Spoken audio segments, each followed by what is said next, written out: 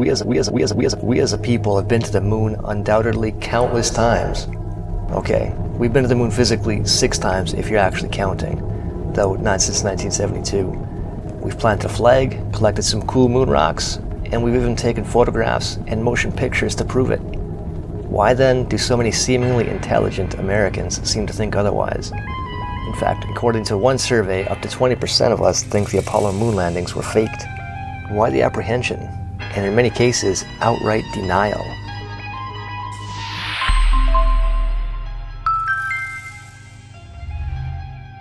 Welcome to Lucid Trigger TV, and in this video we're going to discuss 6 reasons people think the Apollo moon landings were faked. Number 6. Astronauts And liars. Over time, people have pointed out a number of issues with the photos and video taken on the moon, or those allegedly staged to have maybe not been taken on the actual surface, but in a movie studio in Area 51, or something, depending on whom you believe. But yeah, the astronauts, they just seem to kind of walk funny on the moon, to the point where some say they're being physically held up by wires. Yeah, I'm not gonna lie, there's some kind of suspect stuff here. It looks kind of dodgy at points, but you know, I'm sure there's a valid explanation. And say maybe even if NASA did something kind of sketchy in the past, there'd be no reason for them to do something silly like that today, would there be? I mean, yeah, this kind of looks normal, right? Sprayed up hair isn't all bonkers if you're living on a space station, and neither is wearing a wiring harness during a live television broadcast.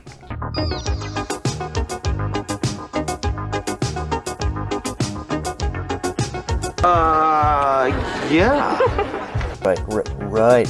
Come on now. What am I thinking? What am I thinking? Safety first now. There you go. You got it. Safety first.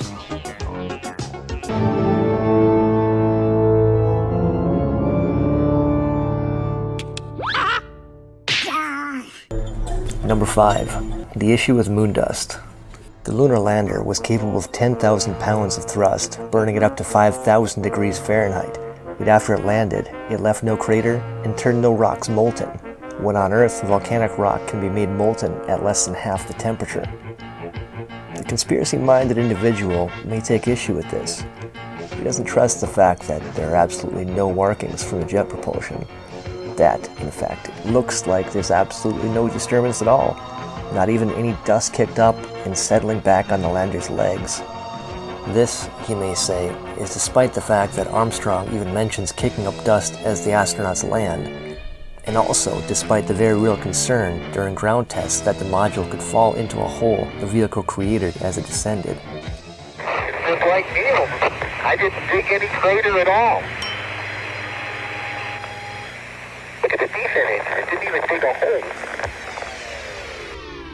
So, why then would the ground under the lander look so undisturbed?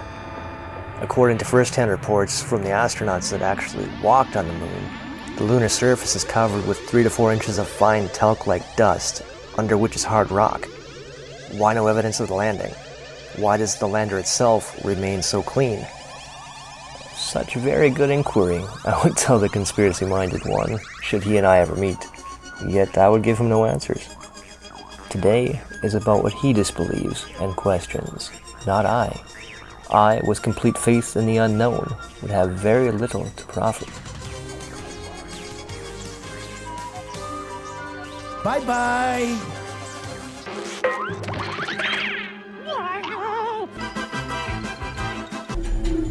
Number 4. The Russians. The United States spent $28 billion to land men on the moon between 1960 and 1973, or approximately $280 billion when adjusted for inflation. $280 billion.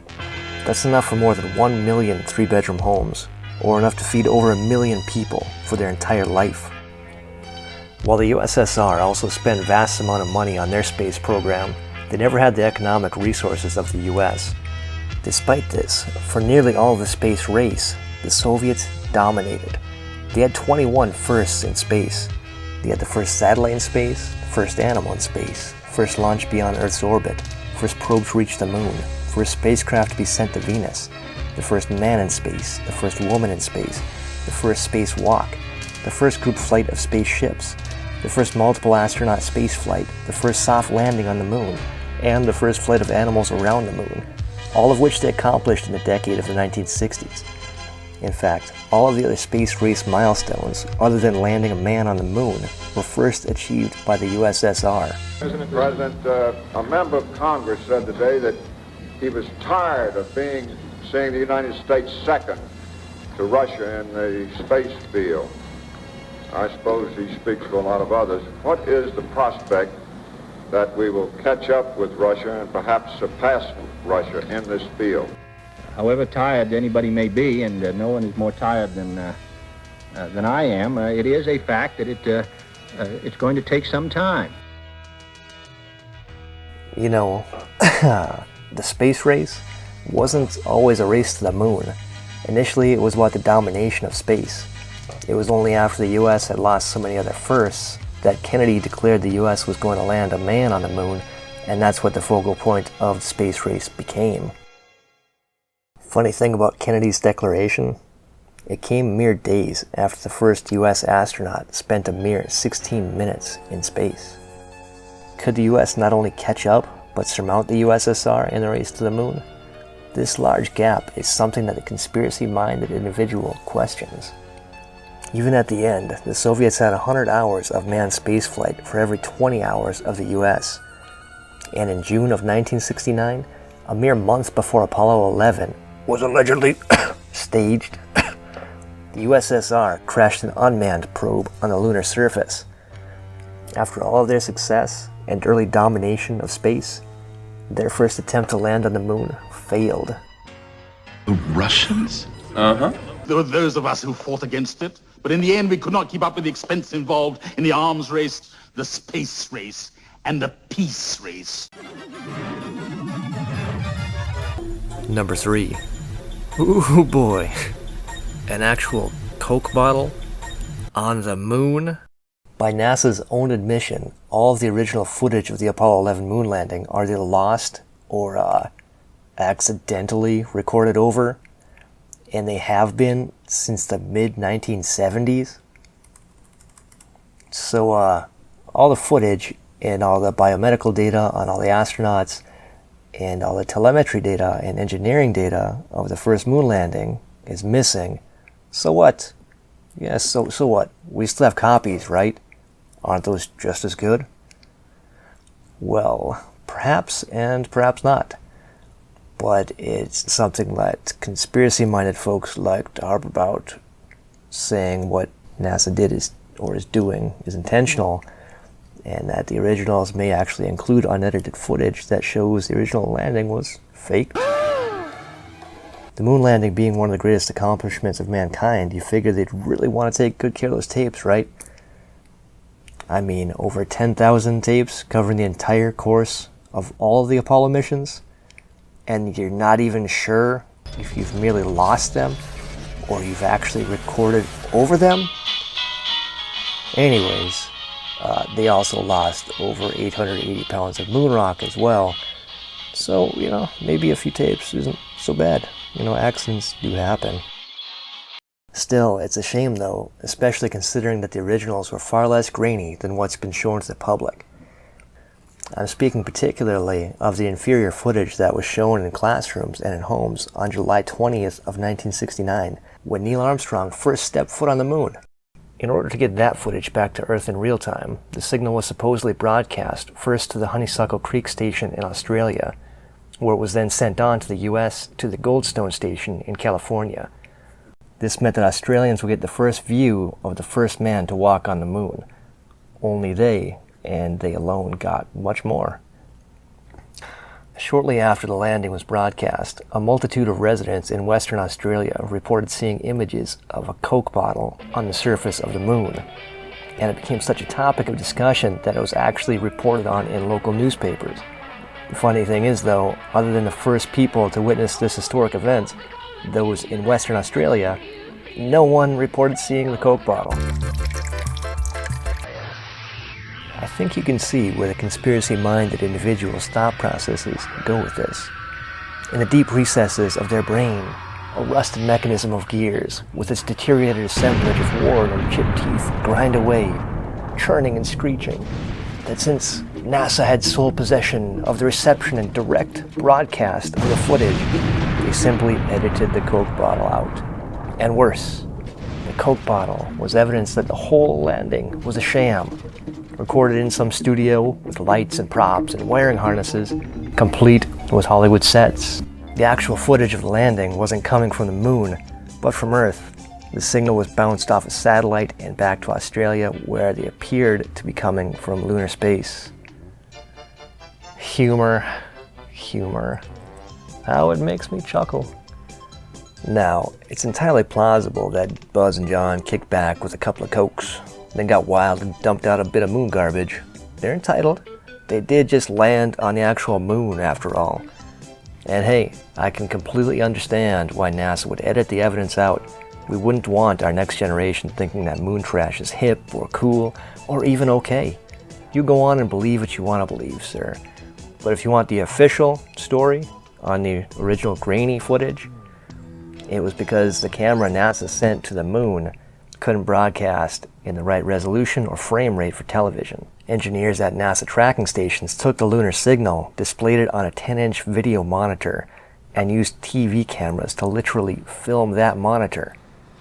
This not intentionally poor quality recording is what was actually broadcast into American homes on that fateful day. I confess. Number 2, the Van Allen belts. High above the Earth, beginning at an altitude of 1,000 miles and extending out to a distance of 25,000 miles, lay lethal bands of radiation called the Van Allen radiation belts. These belts are the result of Earth's magnetic field working like a trap, confining particles of solar wind and sometimes accelerating them on their orbits within the belts to nearly the speed of light. The only manned missions to have ever, allegedly, passed through the Van Allen radiation belts were the Apollo moon missions. No other manned endeavor in history, not by the US nor the Soviet Union, has ever sent a man through these belts. And the conspiracy-minded individual says that not even the Apollo missions did, that we couldn't because we didn't have the technology then and we don't have it now. The conspiracy-minded individual claims that sending astronauts into space with a mere 1/8 inch of aluminum shielding on the lunar capsule would have been tantamount to sending the astronauts to their death. They claim that the amount of lead shielding needed to protect these men would have rendered the Apollo spaceship incapable of flight. NASA knew the dangers of the belts back then, and they still do today. In fact, both the US and the Soviet Union feared the lethality of the Van Allen belts in regards to their space programs, to the point of trying to use nukes to clear a path through the radiation. The attempts by both nations backfired. Operation Starfish Prime by the US destroyed a number of broadcast satellites, increased radiation in the belts by a magnitude of over 100 times, and even temporarily created a third, more lethal belt. NASA's solution? Why waste time when you don't need to? When you're in a race, you don't dally about at the starting line. You don't stop, take a sit when you're halfway to the finish, and sip tea. We're not the British after all. We're Americans. We plow ahead, not taking time to study the effects the Van Allen belts could have. We sprint forward, and we send our brave spacefaring astronauts on a shorter path through the belts. Shorter path? Wait a minute. That was NASA's answer? I mean, yes, of course it was. A shorter path of only an hour and a half through the radiation field on the trip to the moon, and a mere hour and a half on the way back. Would this shorter trip be enough to save the astronauts from immediate death or the potential long-term effects of cancer? NASA didn't know then, just as we don't fully know now. Right, that's a little embarrassing. And if there are any doubters out there that say the US government wouldn't risk landing a tin can full of bodies on the moon during a live TV broadcast for the entire world to see, well, I guess you're wrong, aren't you? And I guess we made the right choice, didn't we? Oh, and hey, fun story. In the late 90s, the space shuttle flew to an altitude of 350 miles, one of its highest altitudes ever. And yet this was hundreds of miles below the innermost Van Allen belt. The astronauts inside their shielded spacecraft and spacesuits reported seeing flashes of light with their eyes shut that they described as shooting stars. This was due to the radiation that had penetrated the shuttle, their spacesuit, and then the retinas of their eyes. As a result, CNN issued a report noting NASA's unpredicted surprise, stating, "The radiation belt surrounding Earth may be even more dangerous for spacewalking astronauts than previously believed." This was 1998, nearly 30 years after we landed on the moon, in a space vehicle with far more shielding than those that were used in the Apollo missions. They say Americans keep getting softer with each passing generation. But come on, man. If you can't handle a little bit of space radiation shooting lightning directly into the retinas of your eyes, how can you really call yourself an astronaut? Is it any wonder why we haven't been back to the moon in 50 years? Hey, pal! Pull your head out of your shorts! And what comes after the International Space Station once its mission is over? How do we ensure the presence of humans in space? Well, that's a great question. The plan that NASA has is to build a rocket called SLS, which is a heavy lift rocket. It's something that is much bigger than what we have today, and it will be able to launch the Orion capsule with humans on board, as well as landers or other components to destinations beyond Earth orbit. Right now, we only can fly in Earth orbit. That's the farthest that we can go. And this new system that we're building is going to allow us to go beyond and hopefully take humans into the solar system to explore. So the moon, Mars, asteroids, there's a lot of destinations that we could go to, and we're building these building block components in order to allow us to do that eventually. The technologies that we're testing out on Space Station are definitely helping us with our goals of going beyond low Earth orbit. So we have a really robust exploration program at NASA. Number one, anomalies in the photo and video record? Sure, in official interviews, the Apollo astronauts commented on the view of stars from space, only to backtrack and say the stars aren't visible, only to kind of remember the truth about their majestic nature. But hey, it happens, and we're not going to talk about that. Nope.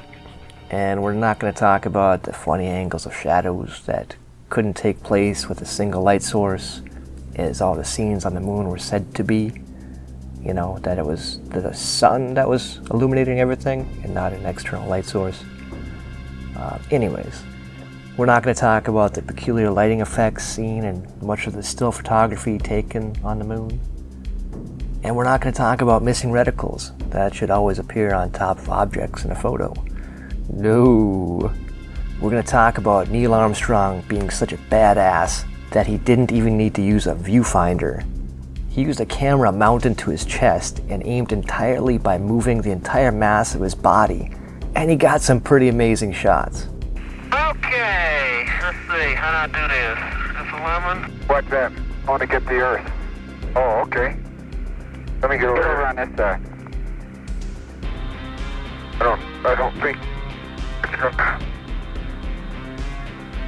They're a little close, maybe. Not exactly sure how that's possible, but unless you're chock full of pure American talent. Sure, it was harder for him to manage the live-action camera that wasn't mounted to his chest, but he wasn't too proud that he couldn't accept help from Houston. And speaking of a video directed by Houston, there's one that we should maybe talk about. It's one that those kooky conspiracy dudes consider to be perhaps the most damning evidence of all. In the following clip, the astronauts of Apollo 11 are taking footage of the Earth. Now, the reel is dated July 18th, 19th, 20th, 1969, the very days of the mission that they were said to be approaching and attaining lunar orbit. Initially, it would appear that the Earth is quite far away and the entire side of the Earth is encapsulated in the recording. But then the lights, they kind of come up and it's clear that the camera He isn't pressed up against the window like the crew clearly states, and that Apollo remains so close to the Earth that the Earth's view easily more than fills the window, and they're just using the window to make it look like the whole Earth, like some sort of optical illusion. Roger, Houston, Apollo 11. Calling in from about 130,000 miles out. Well, we shut out the sun coming in some of the other windows into the spacecraft, so it's looking through the number one window, and there isn't any reflected light. We only have one window that has a view of the Earth, and it's filled up with the TV camera. So, the astronauts are close to Earth. At the time, they're saying they're close to the moon. And they're taping some kind of creating a false record. But we took the short trip through the belt. We landed on the moon, and we took a bunch of pictures and even collected moon rocks that we lost. I'm not even totally sure I'm being deceived here. You know, I'm probably not. There's probably an easily explained explanation why Houston would coach the astronauts to be, you know, a bit misleading. You know, maybe they just forgot to turn the camera on when they got past the belts. Or, you know, maybe the lens cap left on. We all know these things can happen. Then again, if they could fake part of the record, what would stop them from faking all of it? Was it possible that NASA realized they couldn't make it past the Van Allen belts and they chose to falsify landing on the moon so as to avoid national embarrassment? The fact that the question has to be asked is indicative that there's a problem that goes deeper than NASA itself. When people are fed half-truths at best and blatant lies at worst, they grow not to trust much of what the government has to say. They tend to question more of the decisions and actions of authority. Sure, now that leads to more critical thinking and hopefully doing your own research and formulating your own opinion, but it doesn't exactly help maintain much faith in our social institutions. Then again, maybe it could be said or argued that there wasn't much of that left the day after Kennedy died. Care to share your thoughts? Please do in the comments below. And thank you for watching.